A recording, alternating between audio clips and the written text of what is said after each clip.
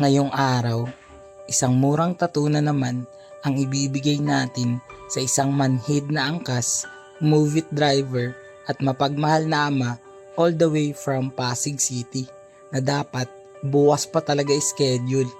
Pero dahil wala akong magawa, tinanong ko kung okay lang sa kanya today. Mabuti na lang at hawak niya daw ang oras niya. So, Gina daw. Client requested a cover-up zodiac sign inspired tattoo. So napili niya ay lion face. Kasi Leo daw siya. Since yung old tattoo niya ay lion din. Pero sobrang liit. At eto yung isa sa marami nating na-encounter na tattoo sa pagkabinata. Paano ba naman? More than 30 years na daw tong tattoo niya. Napagtripan lang daw nila ng mga barkada at kababata niya na magpalagay ng tattoo. Pero dahil nung mga panahon na yun, talamak yung improvised na machine na gawa lang sa dynamo, ayun nga ang nakadali sa kanya. Kwento ni client na dahil maliit, di raw maayos at di niya nagustuhan ang kinalabasan netong tattoo niya, nahihiya raw siya sa mga nakakasama niya na merong maayos na tattoo. At madalas raw naka-t-shirt siya lalo na sa tuwing lalabas ng bahay para maitago ang nakaka-conscious nga namang tattoo.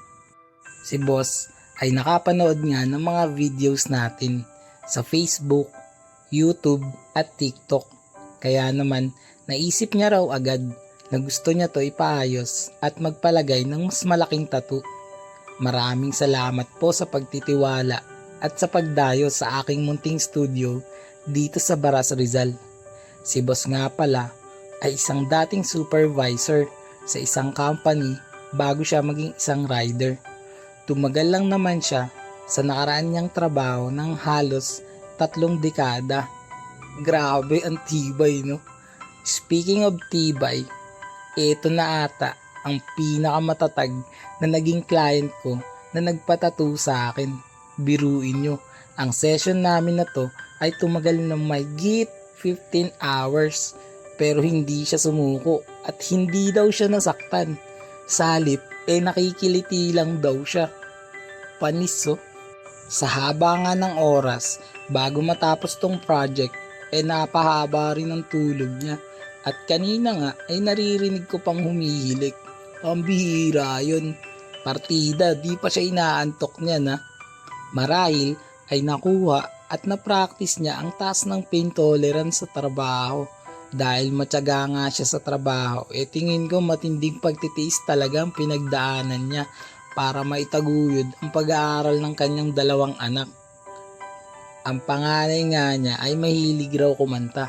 Siya ay membro ng school band na madalas raw ay lumilibot kung saan saang lugar o probinsya para mag-perform na nakapaghahatid ng karagdagang tulong pinansyal, lalo na at graduating na siya next year.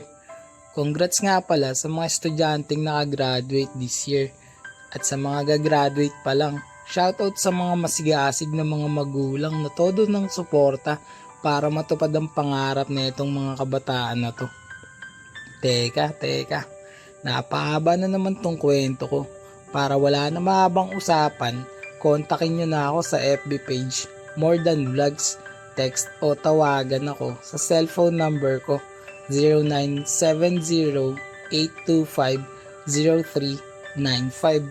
Bago matapos tong video, panoorin at alamin natin ang tattoo client review. Dating gawi, let's go! Boss, tapos na yung tattoo natin. Anong masasabi mo? Sulit na sulit. Panalo. Yan na. Cover up yan. Saan ka pa galing, boss? Ako ang Pasig City. Yan na. Rate mo yung tattoo natin from 1 to 10. Siyempre doon tayo sa pinaka highest rate, number 10. Yan na. Ulit ka pa. Ay, ulit.